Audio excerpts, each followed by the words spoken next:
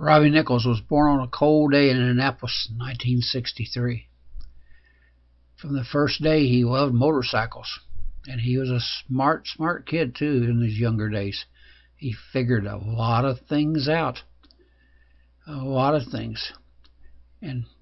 when he got what he wanted, he still had sort of a sweet tooth. But then he really got scared because he saw his dad doing something and he had no idea what that was, but he wanted to do it. Race motorcycles. And that's what his dad did. Now, Robbie was smart in school and he always stood out from the class. You could always spot him.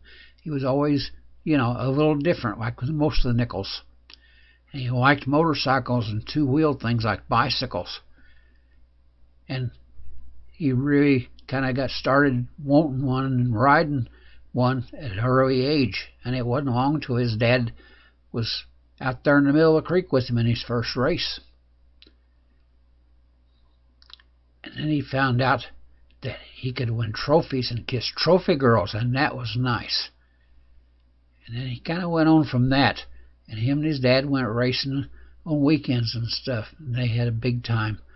Rob learned to ride a lot of different motorcycles and finally got ready to really get into big time racing. And he listened to his dad, and his dad said, "Now, son, all you got to do is go down the straightaway and turn left. Just be sure and turn left every time. That's all you got to do." And Robbie became pretty good at doing this. And he found out that, if he had a kind of a turn left mentality, he could really get where he's going. And he had them shiny motorcycles. And he got to where he could just slide around them corners and everything. And times got good. And he got better and better. And finally he got to really looking like something. And they was doing their racing in nice weathers and everything. His dad would drive all night, and as you can see, he was standing up there waiting on Robbie to race, and race Robbie did. He'd done very well. And one time, one of the fastest racers on the course was right behind Rob, and I don't know if he ever got by him or not, but I sure see the picture of him behind him. That's Chris Carr. It's a long ways to Robbie's house. You just really have to wind around and follow the street signs. First, you go down a Rocking Horse Farm Road. That's not too hard to do, but then you go down and you look for the Firewater Lane. Now, this is where his kids tend to hang out, and they've got the Nichols characteristics. They tend to, be like Great-Grandpa Nichols was and, sort of hit the bottle a little bit. Then you go down Two Sisters Ways. Now, them gals are always out. One of them's out there working in the yard when you get there, and you'll know when you see her, because she's kind of hard to miss out there. And so you go past her down there to Hoodow Lane, or Hoodow Hill, and go up Hoodow Hill a little ways till you get to Boot Hill Drive. Go down Boot Hill Drive down through there and cruise along until you see that caution sign for the deer. And look out for them deer up there, because they're kind of crazy. Go on past the deer up the Ridge Road.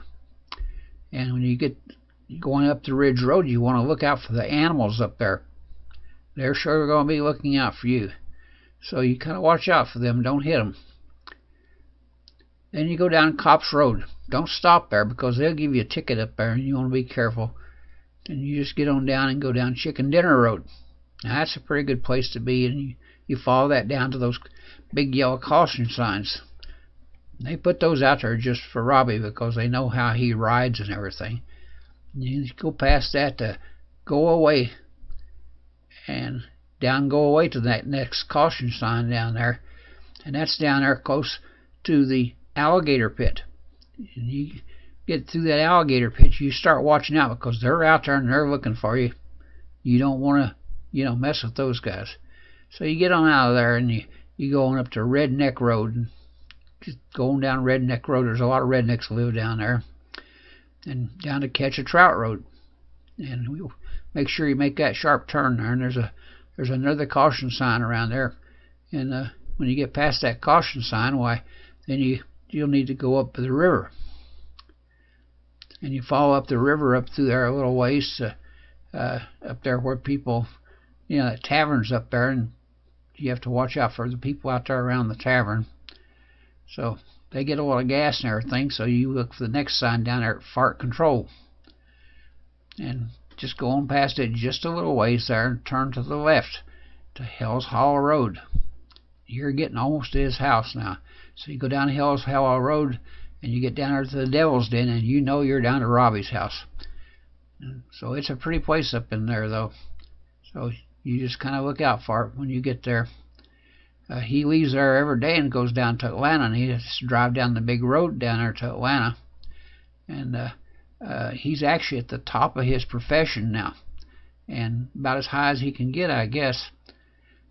He has to watch out, and he's down there in Atlanta because of the speed and everything to drive down there. But that's okay. They know what to do with Chevys down there, so there's not really much of a problem there. Now, surprising, Robbie and his family has turned out as good as they are, considering the poor background they're coming from. Us and the Nichols clown are not much. But his family looks pretty good as long as they're sober. So they do pretty well. They've got one all the way through college now. And there she is, and there they are. And Rob's over there looking like, I gotta go to the bathroom. So here he is, and it's always glory there. He's been out there cooking, I guess. And there he is with those sons. He's the only one that don't have any hair anymore.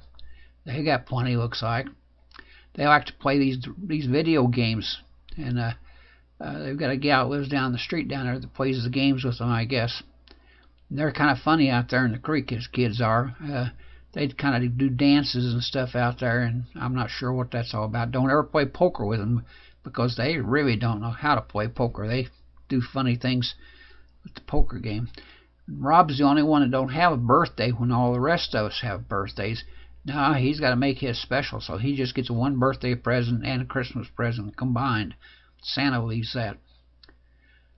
Now, Robbie's been into racing bicycles off and on for his whole life, and he raced about as much bicycles, I guess, as he did motorcycles. Here's he and Rodney here. They're down there playing Mumbly Peg next to Tonda's Corvette. And there they are out the racetrack, swapping lies and telling stories. Then Rob got back into, he found this old bicycle over there in the creek, I guess, and got back into riding motorcycles and everything. Of course, they kind of get the better of him sometimes, and he's a Nichols, though. He just sticks it through. So there he is. He's back there racing and everything, and you know, he's kind of getting old for all this stuff, but they gave him, you know, this trophy here for being the oldest living motorcycle or bicycle rider. And here's the old Geezer's motorcycle or bicycle club there. Only 3 members still alive.